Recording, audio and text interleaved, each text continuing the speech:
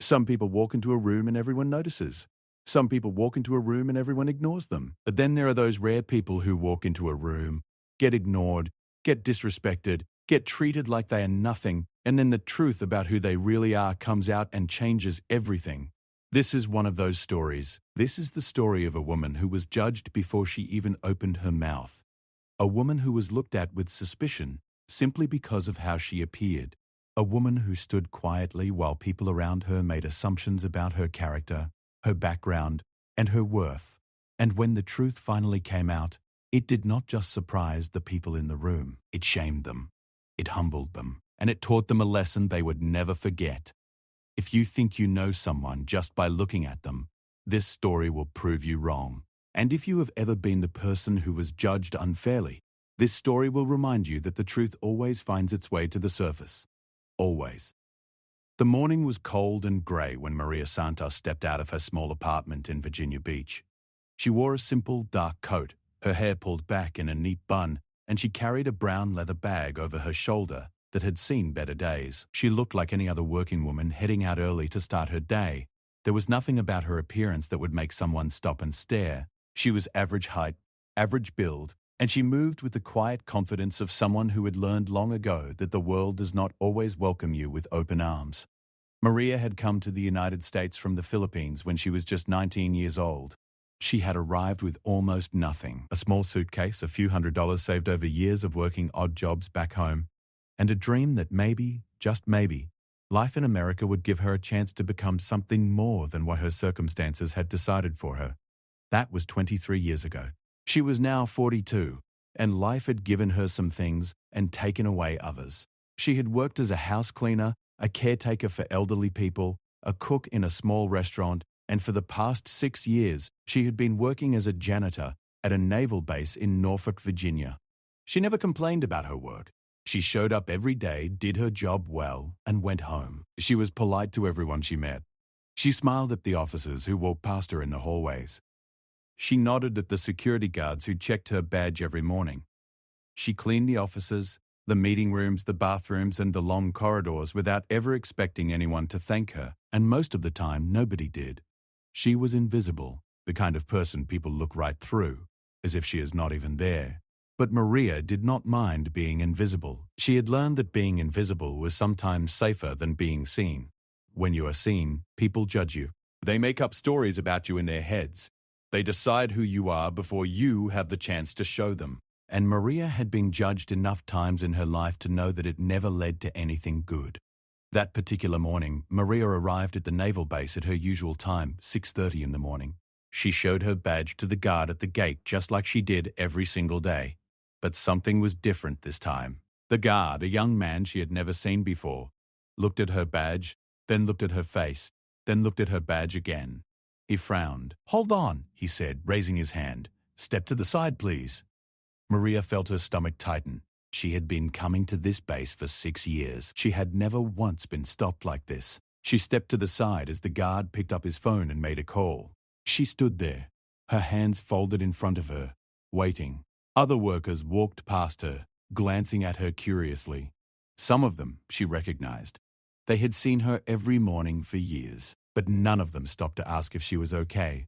None of them said a word. They just walked past as if whatever was happening to her was not their problem. After 10 minutes, another guard came over. This one was older, a heavy-set man with a thick neck and a stern expression. He looked at Maria the way someone looks at a stain on their shirt, with annoyance, with suspicion. "Ma'am, we need to verify your credentials," he said. "There's been a security update and we need to recheck all non-military personnel." Maria nodded. She understood. Security was important on a military base. She had no problem with being checked. But it was the way they checked her that bothered her. They took her to a small room near the gate. It was a cold room with a metal table and 2 chairs. It looked like the kind of room where they questioned people who had done something wrong. Maria sat down and placed her bag on the table. "Open the bag," the older guard said. Maria opened it. Inside was her lunch, a small container of rice and chicken that she had cooked the night before.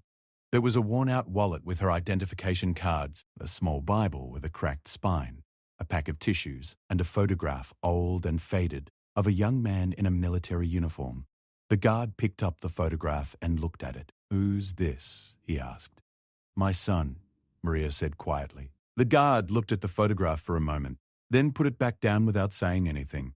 He went through the rest of her bag, checking every pocket, every fold, every corner. He found nothing suspicious because there was nothing suspicious to find. Maria was exactly who she said she was.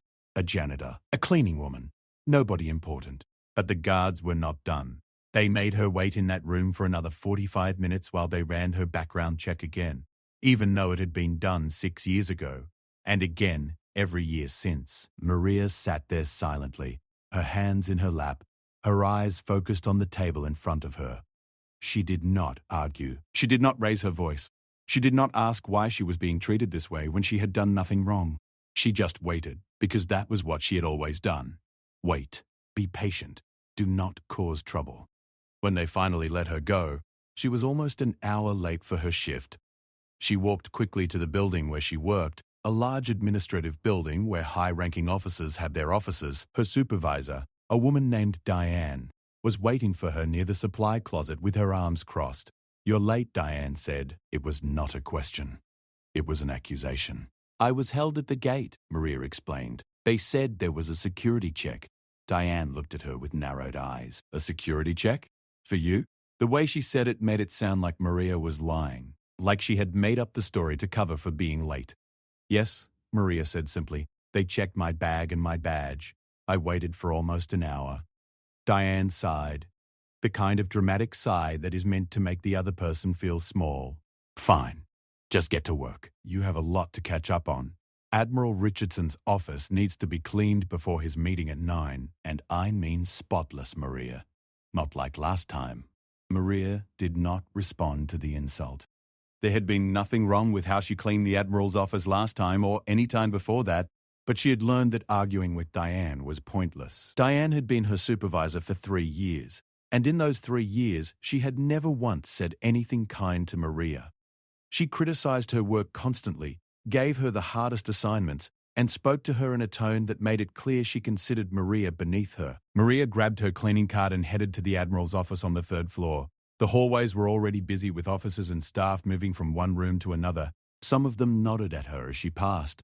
Most did not. She was part of the background, like the walls and the floor and the fluorescent lights overhead, necessary but unnoticed.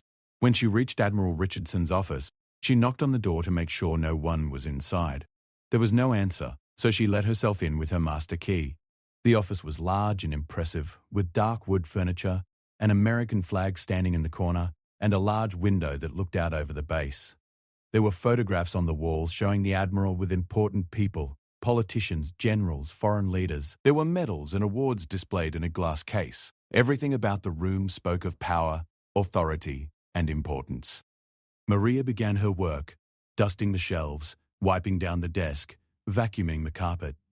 She moved carefully around the Admiral's personal items, never touching anything she was not supposed to touch. She had been cleaning this office for 2 years and she knew exactly how everything was supposed to look. She took pride in her work even if no one else noticed.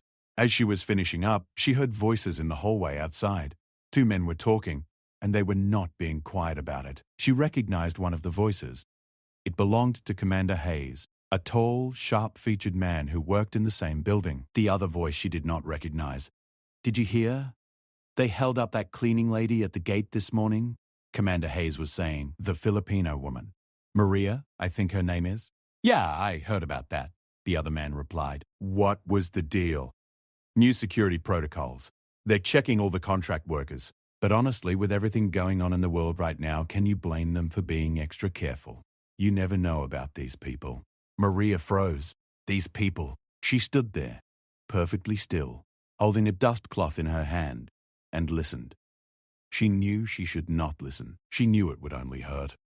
But she could not make herself move. "I mean, I'm not saying she's done anything wrong," Commander Hayes continued, "but you look at someone like that and you wonder, right? She's been here for years, has access to all the offices, knows the layout of the building.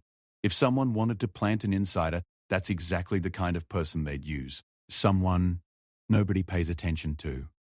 "That's a good point," the other man said. "Has anyone actually looked into her background recently?" "I think they did today. That's why she was held up. But who knows what they found?" These background checks only go so far, especially with people from overseas. The voices faded as the two men walked down the hall. Maria stood alone in the Admiral's office, her hand trembling slightly. She put down the dust cloth and pressed her palms flat against the desk to steady herself. She took a deep breath, then another. She closed her eyes and let the words wash over her. Let the anger and the hurt and the shame settle into that place inside her chest where she kept all the things she could never say out loud. These people. Someone nobody pays attention to. You never know about these people. She had heard words like these before, many times over the years. They never stopped hurting. It did not matter how long she had lived in this country. It did not matter how hard she worked, or how honest she was, or how many taxes she paid. To some people, she would always be these people. An outsider, a suspect, someone to be watched and wondered about. Maria finished cleaning the office, checked every surface one more time, and then wheeled her cart out into the hallway. She had 12 more offices to clean before the end of her shift. She did not have time to stand around feeling sorry for herself, so she kept working just like she always did. The rest of the morning passed without incident. Maria cleaned office after office, bathroom after bathroom, moving through the building like a ghost. She ate her lunch alone in the break room, sitting at the small table in the corner, while other staff members sat together at the larger tables, talking and laughing. No one invited her to join them. No one ever did. It was during the afternoon that things took a turn. Maria was cleaning the conference room on the second floor when Diane came in, looking agitated. "Maria, I need to talk to you," Diane said, closing the door behind her. Maria put down her mop and turned to face her supervisor. "Yes?" "I got a call from security. They want to talk to you again." Maria felt the blood drain from her face. "Why?"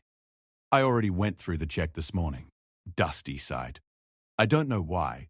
They just said they need you to come back to the security office. Something about inconsistencies in your file." "Inconsistencies? What does that mean?" Diane shrugged. "I have no idea, Maria. But I suggest you go and sort it out quickly. I can't have this kind of disruption on my team." "It doesn't look good." Maria noticed that Diane did not say, "It doesn't look good for you." She said, "It doesn't look good for my team." Maria was not a person to Diane. She was a problem, an inconvenience. Maria walked back to the security office near the main gate. Her heart was beating fast, but her face was calm. She had learned to keep her face calm no matter what she was feeling inside. It was a skill she had developed over many years, a kind of armor that protected her from people who wanted to see her break. At the security office, she was met by a man she had not seen before. He was wearing civilian clothes, a dark suit and tie, and he had the look of someone who asked questions for a living. Sharp eyes. Controlled expression. He introduced himself as Mr. Spat, Walker from the Naval Criminal Investigative Service, NCIS. Maria knew what that was. Everyone who worked on a military base knew what NCIS was. They investigated crimes, serious crimes, espionage, terrorism. The fact that an NCIS agent wanted to talk to her made her knees go weak, but she did not show it. "Mrs. Santos, please have a seat," Mr. Walker said, gesturing to a chair across from his desk. "This won't take long." Maria sat down. Her hands were shaking, so she clasped them together tightly in her lap. "We've been conducting routine reviews of all non-military personnel with access to sensitive areas of the base," Mr. Walker began. "Your name came up during this review." "I have not done anything wrong," Maria said, and her voice was steady even though her heart was not.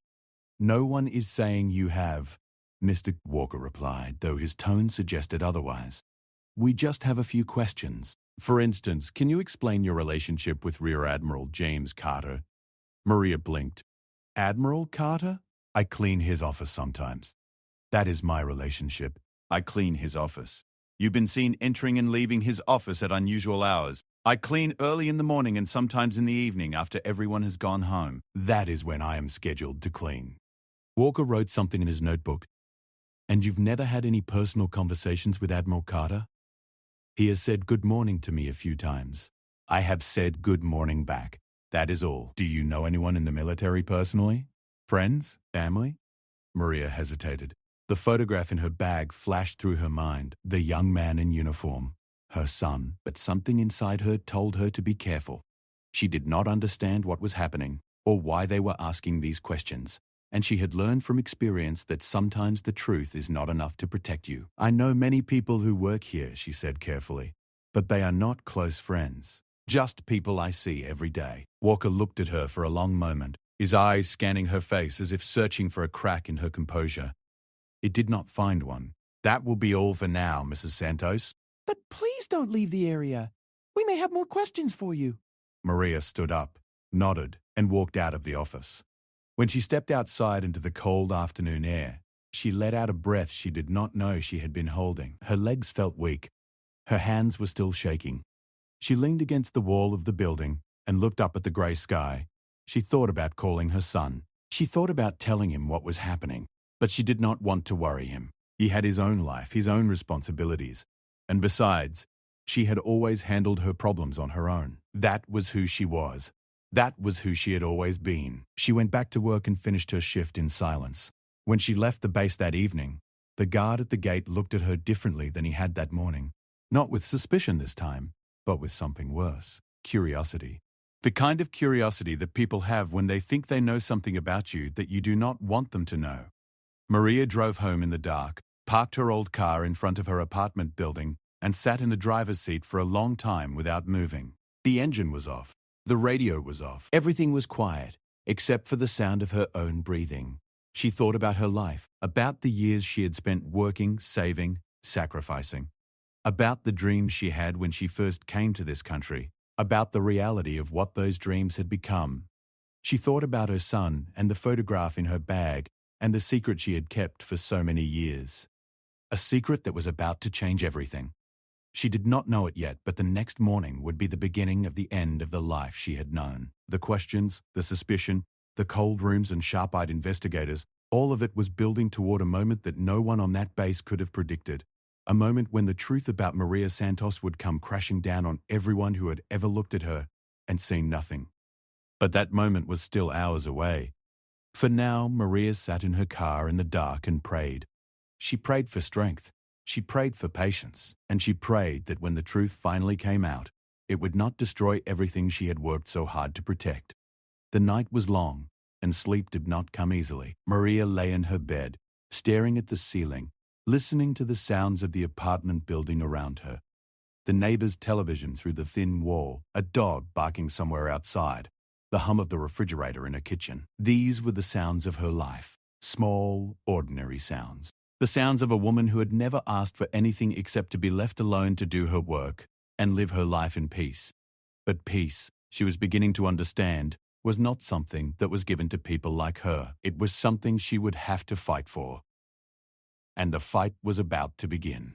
Maria woke up before her alarm went off. She had barely slept, maybe 3 hours at most, and those 3 hours had been filled with restless dreams that she could not quite remember, but that left her with a heavy feeling in her chest.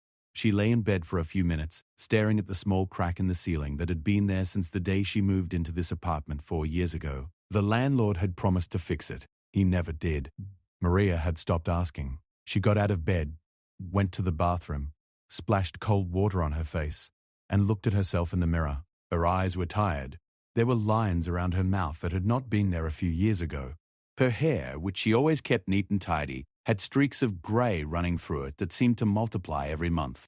She was 42 years old, but this morning she felt like 60. The weight of yesterday was sitting on her shoulders, pressing down on her like something physical, something she could almost reach up and touch. She dressed in her usual work clothes, made herself a cup of instant coffee, and sat at her small kitchen table. The apartment was quiet. It was always quiet. She lived alone. She had lived alone for most of her adult life, except for the years when her son was growing up, and those years now felt like a lifetime ago. A different world, a different Maria. She picked up her phone and scrolled through her messages. There was one from her sister back in the Philippines, asking if she could send money for their mother's medicine. There was one from the electric company reminding her that her bill was due. And there was one from a number she did not recognize. She opened it. Santos, this is Agent Walker from NCIS. Please report to the security office at 0800 hours tomorrow morning for a follow-up interview. This is mandatory. Maria read the message 3 times. Mandatory. The word sat in her stomach like a stone. She had done nothing wrong. She had never done anything wrong in her entire life. She had never stolen anything, never lied on any official document, never broken any law. And yet here she was, being summoned for a mandatory interview with a criminal investigator as if she was some kind of threat. She finished her coffee, washed the cup, dried it, and placed it back in the cabinet exactly where it belonged. Then she picked up her bag. The same worn brown leather bag with her lunch and her Bible and the photograph of her son, and she walked out the door. The drive to the base took 20 minutes. Maria drove in silence. No radio, no music. She watched the road ahead and tried to organize her thoughts. She needed to be calm today. She needed to answer every question clearly and honestly. She needed to show them that she was not what they thought she was, whatever they thought she was. When she arrived at the gate, the same young guard from yesterday was there. He looked at her badge, looked at her face, and this time, he waved her through without stopping her. But as she drove past, she saw him pick up his phone. He was calling someone, reporting that she had arrived. Maria tightened her grip on the steering wheel and kept driving. She parked her car in the employee lot and walked toward the security office. It was 8 o'clock in the morning and the base was already buzzing with activity. Soldiers jogged past her in formation, their boots hitting the pavement in a synchronized rhythm. Officers walked briskly between buildings, carrying folders and tablets. Trucks rumbled along the service roads. Everything was moving. Everything was alive, and Maria felt like the only still thing in a world of motion. At the security office, she was met not just by Agent Walker, but by two other people she had never seen before. One was a woman in a Navy uniform with the rank insignia of a lieutenant commander. The other was an older man in a suit who did not introduce himself and did not speak for most of the interview. He just sat in the corner and watched. "Thank you for coming, Mrs. Santos," Agent Walker said, as if she had a choice. "Please sit down." Maria sat. The room was the same cold, sterile room from yesterday. Same metal table. Same hard chairs. Same feeling of being trapped even though the door was not locked. "We've been doing some additional research since we spoke yesterday," Walker began. "And we've found some things that we need you to help us understand."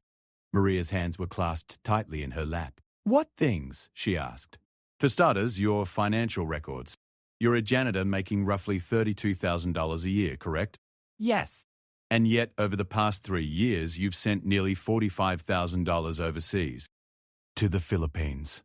Maria felt her face flush. "That money is for my family. My mother is sick. She needs medicine and doctors. My sister takes care of her, and I send money to help." "That's a lot of money for someone in your position to be sending overseas," Walker said, leaning forward slightly. "More than your salary would comfortably allow." "I work extra jobs sometimes. I clean houses on the weekends. I do not spend much money on myself. I save everything I can for my family." The lieutenant commander spoke for the first time. "Mr. Santos, we've also noticed that you have access to multiple restricted areas within this building. Your clearance level seems unusually high for someone in your position." "I clean the offices," Maria said, trying to keep her voice steady. "I have a cleaning clearance. It was given to me by the Facilities Management Office. I did not ask for it. They gave it to me because I needed to do my job. But you have access to Admiral Carter's office, Admiral Richardson's office, and several other high-ranking officers' workspaces. You're in those rooms alone, sometimes for extended periods, because I am cleaning them. That is what takes time. Cleaning." Walker and the lieutenant commander exchanged a glance. The man in the corner shifted in his seat but said nothing. Maria could feel them building something, constructing a story around her that had nothing to do with reality. They were taking the ordinary details of her ordinary life and turning them into something sinister. Money sent to family became suspicious financial activity. Cleaning offices became unauthorized access to restricted areas. Being a quiet, hard-working immigrant became the perfect cover for something darker. Maria felt something rise inside her. Not anger exactly, but something close to it. Something she had kept buried for a very long time. The feeling of being treated as less than human. The feeling of being guilty until proven innocent. The feeling of being invisible when it suited people and then suddenly very visible when they needed someone to suspect. I want to call someone. Maria said suddenly. Walker raised his eyebrows. "You're not under arrest, Mrs. Santos." You don't need a lawyer. I did not say I want to call a lawyer. "I want to call someone." "Who? Who?" Maria looked at Walker directly, meeting his eyes for the first time without flinching. My son. Your son. And why would calling your son be relevant to this interview? Because if you are going to accuse me of something, I want my son to know about it. And I think when you find out who my son is, you will understand that you are making a very big mistake. There was something in Maria's voice that made the room go quiet. It was not loud. It was not aggressive. It was the voice of a woman who had reached the end of her patience, not with these particular people, but with a lifetime of being dismissed and doubted and made to feel small. It was the voice of someone who was finally ready to stop being invisible. Walker glanced at the man in the corner, who gave a barely noticeable nod. All right, Walker said. Make your call. Maria took out her phone and dialed a number she knew by heart. It rang 3 times before someone picked up. Mum? The voice on the other end was deep and calm, the kind of voice that carried authority without needing to raise itself. Michael, Maria said. And despite everything, despite the fear and the frustration and the exhaustion, a small smile crossed her face at the sound of her son's voice. I need your help. What's wrong? Are you okay? I am at the base. At the security office. They are questioning me. They think I have done something wrong. There was a pause on the other end of the line. When Michael spoke again, his voice had changed. It was harder now, sharper, like a blade being drawn from its sheath. Put them on the phone. Maria held the phone out to Walker. He wants to speak to you. Walker took the phone with a look of mild amusement on his face, as if he was humoring a cleaning lady who thought her son could somehow fix this situation. This is Special Agent Walker, NCIS. Who am I speaking with? Maria watched Walker's face as he listened. She saw the exact moment when the amusement disappeared. It was replaced first by confusion, then by recognition, and then by something that looked very much like fear. His eyes widened, his back straightened. He sat up in his chair as if someone had run an electric current through it. Sir, Yes, sir. I understand, sir. No, sir, she is not under arrest. It was a routine interview, sir. Yes, sir. Understood. Walker handed the phone back to Maria, and she could see that his hand was trembling slightly. He swallowed hard and looked at the lieutenant commander, then at the man in the corner. Something unspoken passed between them. Santos, Walker said, and his voice was different now. Softer, more careful. I think there may have been a misunderstanding. We're going to pause this interview for now. Why? Maria asked, though she already knew why. We need to verify some information. You're free to go for now. We'll be in touch. Maria stood up, put her phone back in her bag, and walked out of the security office without looking back. She walked across the parking lot to the building where she worked, her steps steady, her head held a little higher than it had been when she arrived. She did not know exactly what Michael had said to Walker on the phone, but she knew it had changed everything. She had seen it on Walker's face, the shift from power to uncertainty, from suspicion to something approaching respect, or at least caution.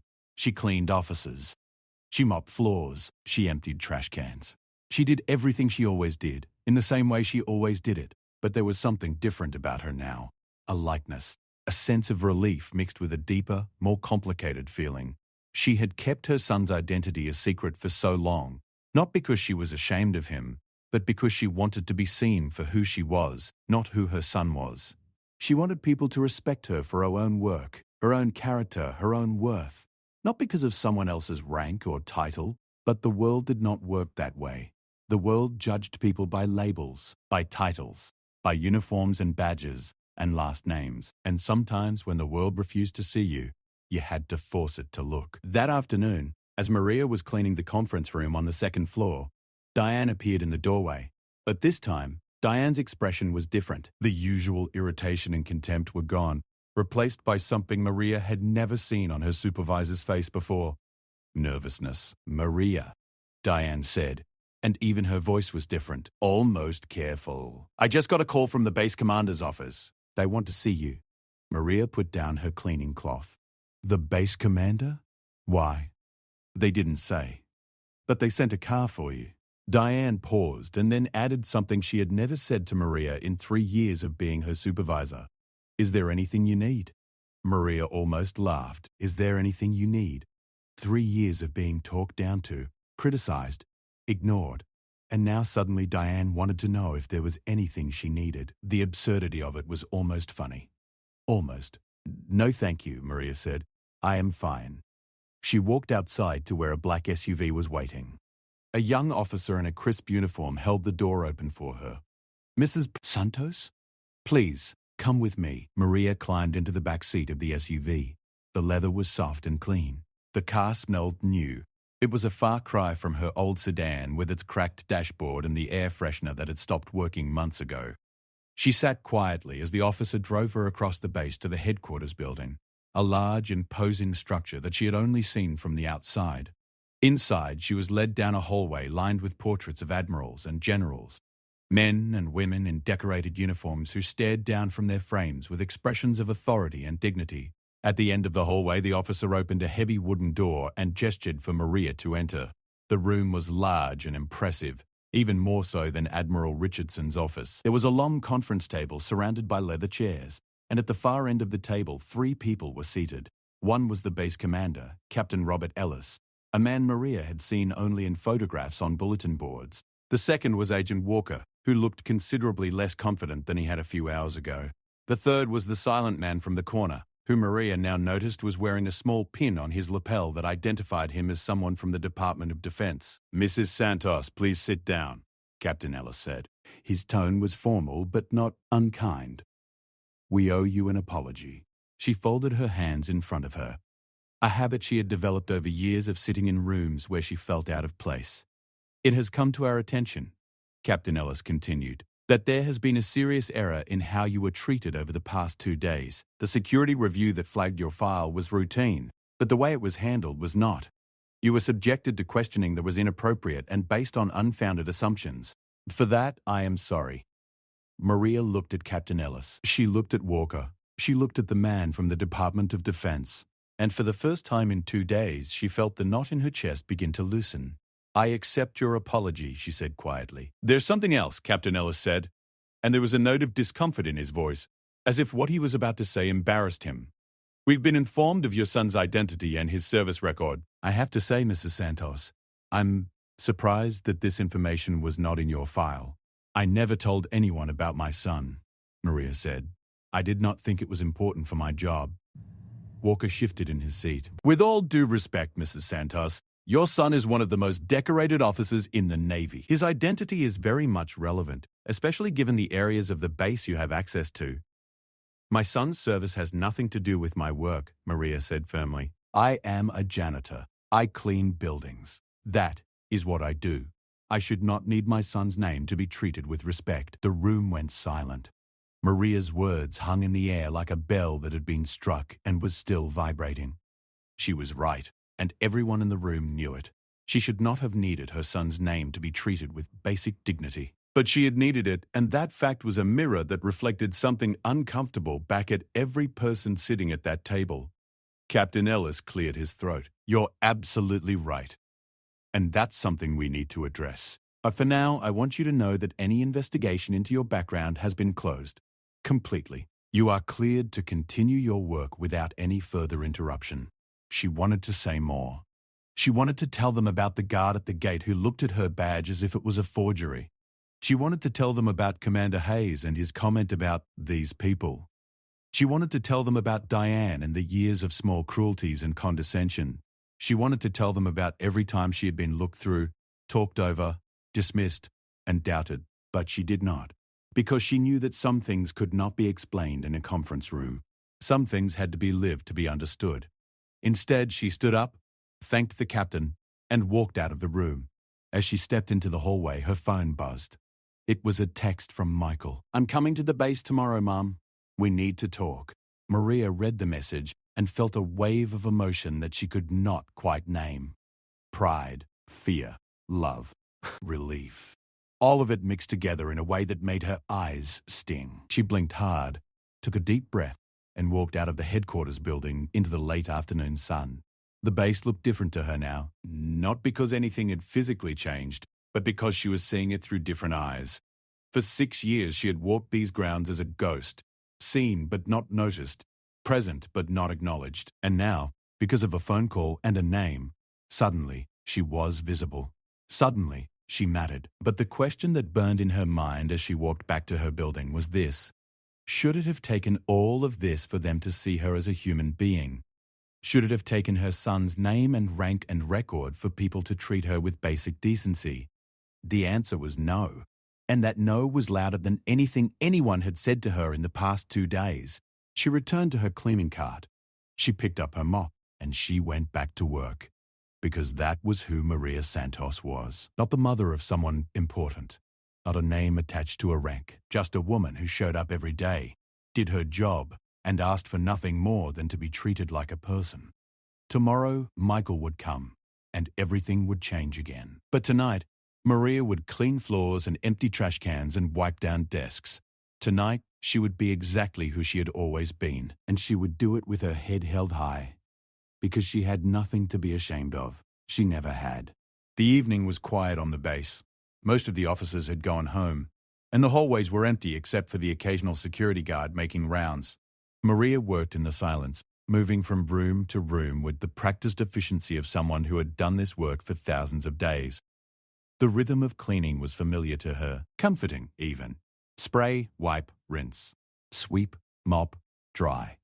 There was a simplicity to it that she appreciated, a straightforwardness that the rest of the world seemed to lack. As she cleaned the last office on her list, she paused by the window and looked out at the base. The lights were coming on across the buildings, yellow squares glowing in the darkness like eyes. Somewhere out there, her son was making phone calls, pulling strings, doing whatever it was that powerful people did when someone they loved was in trouble. And somewhere in this building, Agent Walker was probably sitting at his desk, rewriting his report, removing all the suspicions and accusations that should never have been there in the first place.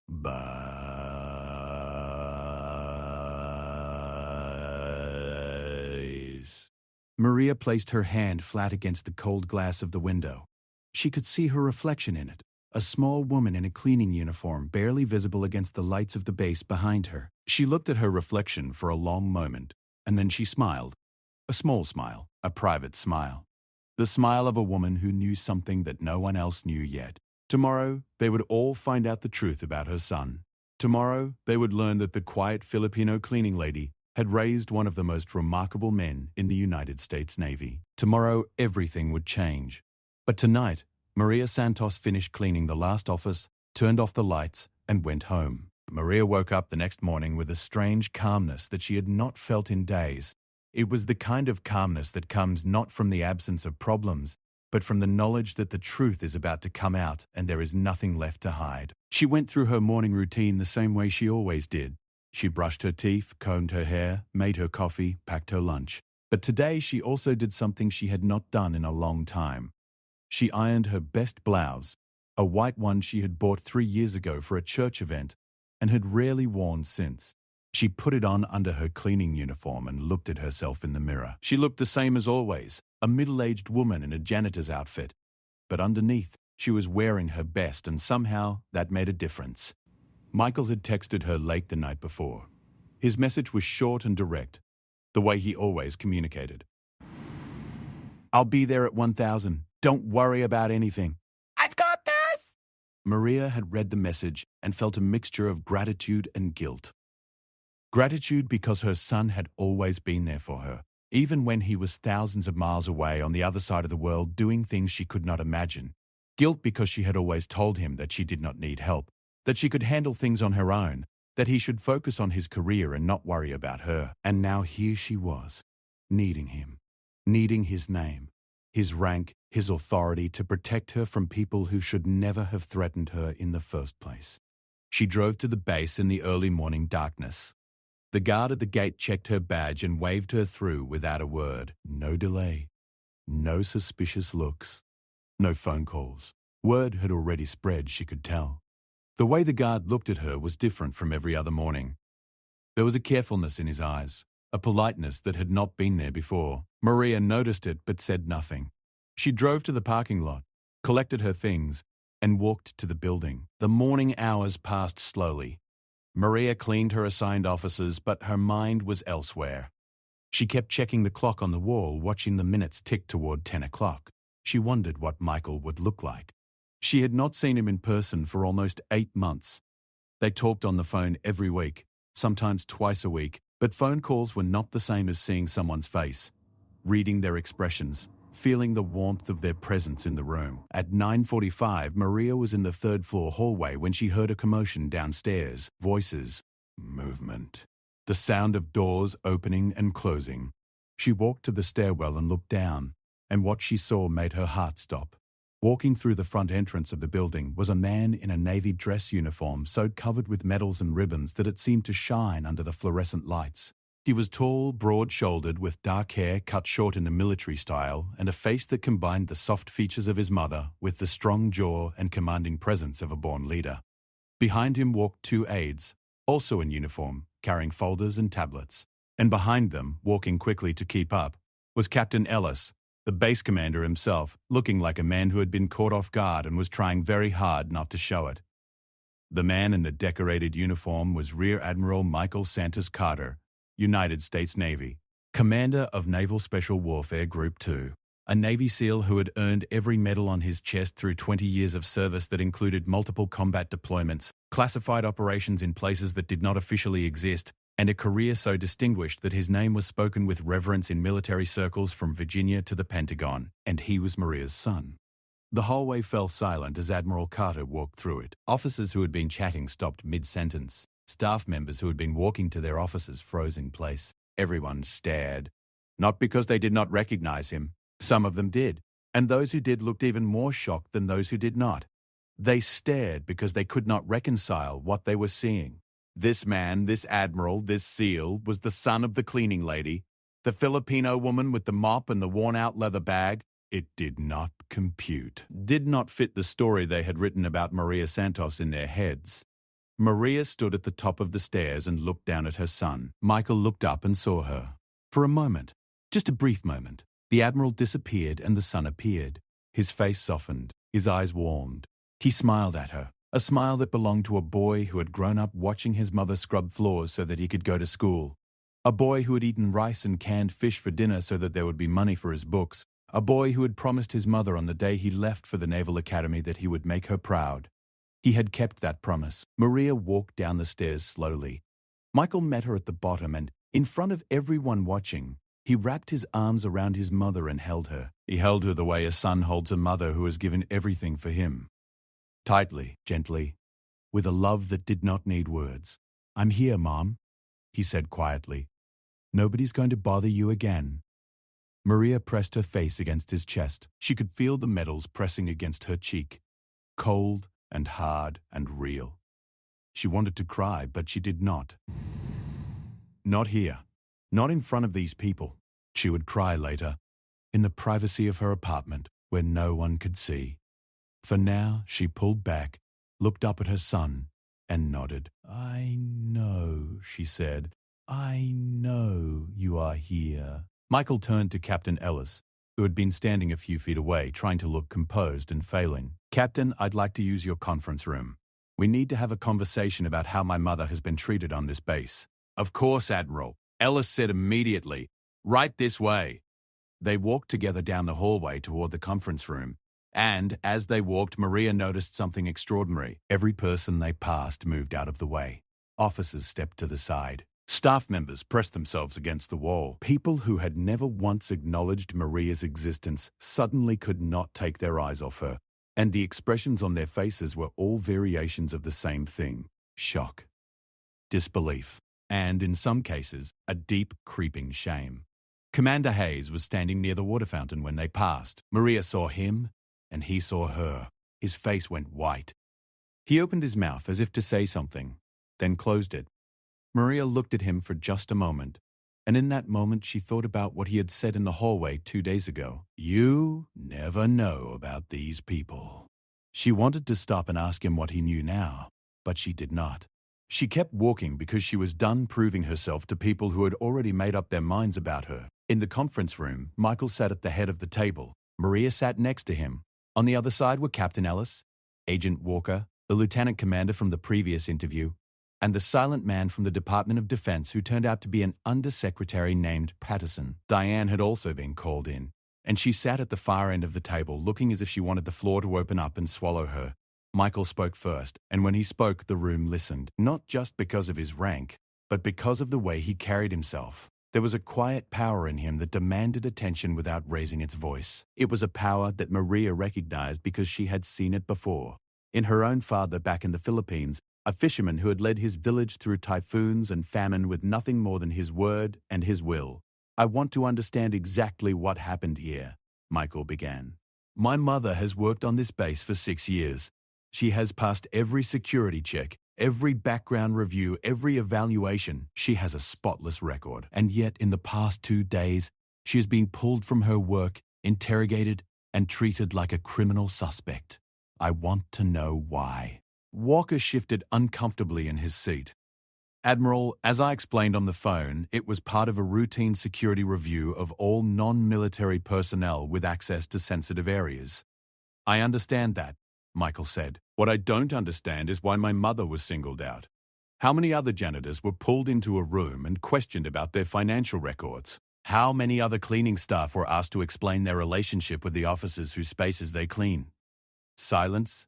"That's what I thought," Michael said. "My mother was singled out because of how she looks, where she comes from, and the assumptions people made about her based on those things. That's not a security review. That's profiling." Captain Ellis leaned forward. "Admiral, I want to assure you that we take these matters very seriously. We've already begun an internal review of how this situation was handled, and appropriate actions will be taken." "With respect, Captain, I've heard that kind of language before. Internal reviews. Appropriate actions. Those are words that make people feel better without changing anything. What I want is something concrete." Michael opened a folder that one of his aides had placed in front of him. He pulled out several sheets of paper and laid them on the table. "These are the records of complaints filed by non-military personnel on this base over the past 5 years. Complaints about discrimination, harassment, and unfair treatment. Do you know how many there are? 47. Do you know how many resulted in formal investigations? 3. Do you know how many resulted in disciplinary action? 0. He let the numbers sit in the air for a moment. 0, he repeated. 47 people came forward to say they were treated unfairly, and not a single person was held accountable. My mother never filed a complaint. She never said a word about how she was treated. She just kept her head down and did her job. And that's not because she was okay with it. It's because she knew that complaining would not change anything. She knew that the system was not built to protect people like her." Maria sat quietly next to her son, listening to him speak. She had never heard him talk like this before. She knew him as her boy, the child who used to fall asleep on her lap while she read him stories in Tagalog, the teenager who worked at a gas station after school to help pay the bills, the young man who left for the Naval Academy with a duffel bag and a determination that burned so hot it was almost frightening. She knew him as a SEAL, a warrior, a leader of men. But she had never seen him fight this particular fight, the fight for dignity, for fairness, for the invisible people who kept the world running while the world pretended they did not exist. Michael turned to Diane. "Ms. Coulson, I understand you're my mother's direct supervisor." Diane looked like a deer caught in headlights. "Yes, sir." "How would you describe your working relationship with my mother?" Diane swallowed. It's been good, sir. Maria is a hard worker. Is that so?" Michael opened another folder. "Because I have statements from 3 of my mother's co-workers that describe a pattern of behavior on your part that includes verbal belittling, unfair work assignments, public criticism, and a general attitude of disrespect toward my mother and other workers from immigrant backgrounds." "Sir, those are exaggerations." "Are they?" Michael looked at her steadily. "My mother told me about what you said to her when she arrived late after being detained at the gate. You criticized her for being late, even though you knew she had been held up by security. You implied she was lying. You told her to clean an admiral's office to make up for lost time and made a comment suggesting her previous work wasn't good enough. Does that sound like an exaggeration to you?" Michael turned back to Captain Ellis. "Captain, this is bigger than my mother. This is about a culture on this base that treats certain people as less than others based on their position, their background, and their appearance. My mother is a United States citizen. She pays taxes. She contributes to this country every single day, and she deserves to be treated with the same respect as anyone else on this base, regardless of whether her son happens to be an admiral." He paused and looked around the table. especially regardless of whether her son is an admiral. Because the real test of character is not how you treat people who have power, it's how you treat people who don't. The room was completely silent. Maria looked at the faces around the table and saw something she had not seen before. Not fear, exactly, though there was some of that. What she saw was recognition. The slow, uncomfortable recognition that they had been part of a system that failed people like her every single day, and that it took a man in a decorated uniform walking through the door to make them see it. Undersecretary Patterson spoke for the first time. Admiral Carter, I want you to know that the Department of Defense takes these concerns very seriously. I'll be recommending a formal review of workforce treatment policies across all installations in this region. I appreciate that, sir. But I also want something more personal. I want a formal apology issued to my mother, not a quiet conversation in a conference room. A formal, written apology from this base, acknowledging what happened and committing to changes that will prevent it from happening to anyone else. That can be arranged, Ellis said. And I want Agent Walker's report on my mother to be expunged from the record completely. Not sealed, not classified. Expunged, as if it never existed. Because it shouldn't have. Walker nodded quickly. I'll handle it personally, Admiral. Michael looked at his mother. Mom, is there anything you want to say? Tydo looked at the people around the table. These were the people who had power over her daily life, the people who could make her job easy or miserable. The people who had looked through her for 6 years as if she were made of glass. She could have said many things. She could have listed every slight, every insult, every moment of invisibility. She could have expressed her anger, her hurt, her frustration. She had earned the right to do all of those things. Instead, she said something that nobody expected. I forgive you. The words dropped into the silence like a stone into still water, and the ripples spread across every face in the room. I forgive you, she said again. Not because what happened was okay. It was not okay. But because holding on to anger is like carrying a heavy stone, and I have carried enough heavy things in my life. I came to this country with nothing. I worked every job I could find so that my son could have a better life. I cleaned your offices and your bathrooms and your floors not because I had to, but because it was honest work. And honest work has dignity no matter what anyone else thinks. Her voice was steady, but her eyes glistened. My son did not become an admiral because of his name or his connections. He became an admiral because I taught him that hard work and character matter more than anything else. I taught him that by showing him every day for his whole life. And I do not need anyone in this room to validate that. I already know what I have done, and I am proud of it. She looked at Diane. Diane, I have never had a problem with you. I have had a problem with how you treated me. Those are two different things. I hope you understand the difference. Diane's eyes were red. She nodded, but did not speak. Maria looked at Walker. Agent Walker, you were doing your job. I understand that. But next time you question someone, remember that a person is more than a file on a desk. We are real people with real lives and real feelings. We are not just names and numbers. Walker looked down at his hands. Yes, ma'am, he said quietly. Maria stood up. The room stood up with her.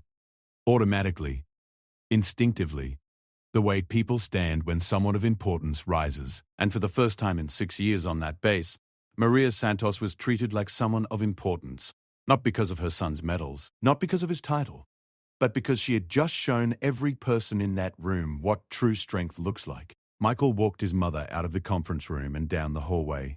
They walked side by side, the Admiral and the janitor, the son and the mother, two people whose lives had taken such different paths but whose roots were the same. Strong, deep, unbreakable. Outside, the sun was shining for the first time in days. Maria squinted against the light and breathed in the cool morning air. Michael stood next to her, and for a moment they did not speak. They just stood there, mother and son, in the sunlight. Mom, Michael said finally, I want you to stop working here. I can take care of you. You don't need to clean offices anymore. Maria shook her head. I am going to keep working, Michael. After everything they've done to you? Because this is my job, and I am good at it. And because if I leave, they will forget what happened here today. But if I stay, every time they see me, they will remember. They will remember that the woman with the mop is the mother of an admiral. And maybe, just maybe, they will start to wonder about the other women with mops, the other invisible people. Maybe they will start to see them too. Michael looked at his mother for a long moment.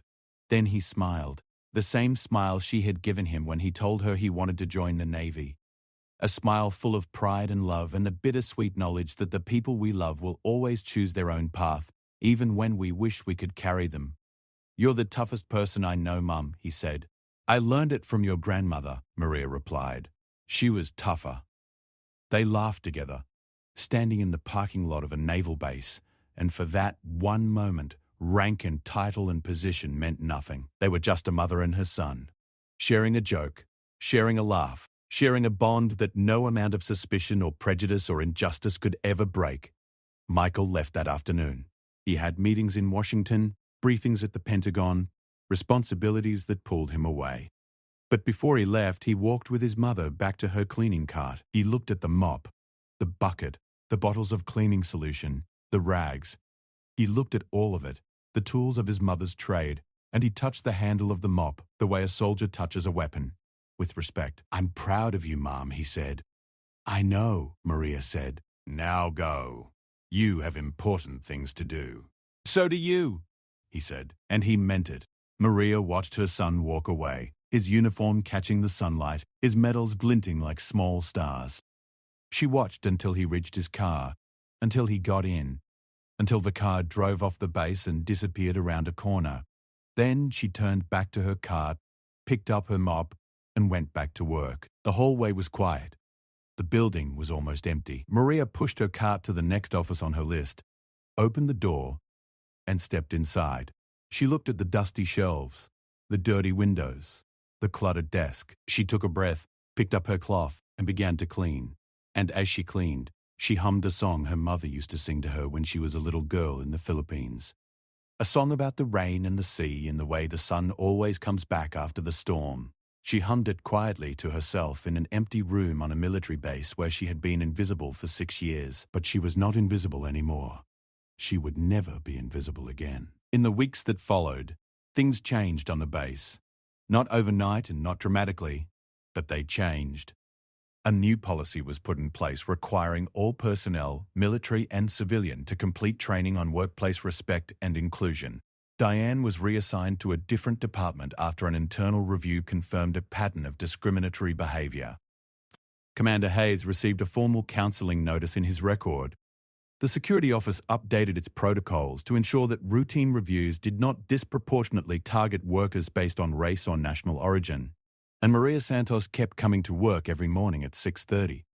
She kept cleaning offices and mopping floors and emptying trash cans. She kept packing her lunch in her worn leather bag, kept her Bible in the side pocket, and kept the photograph of her son tucked carefully next to it.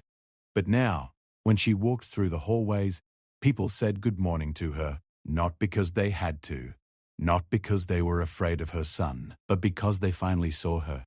They saw her, and they were ashamed that it had taken so long. Maria never talked about what happened in that conference room. She never bragged about her son. She never held it over anyone's head. She just showed up, did her work, and treated everyone the same way she always had, with quiet kindness and steady dignity. Because Maria Santos understood something that most people spend their whole lives trying to learn. Dignity is not something that other people give you. It is something you carry inside yourself every single day, no matter what the world tries to take from you. And if you carry it long enough, if you hold on to it tightly enough, eventually the world has no choice but to see it. And when the world finally sees it, everything changes. Not because you changed, but because they did.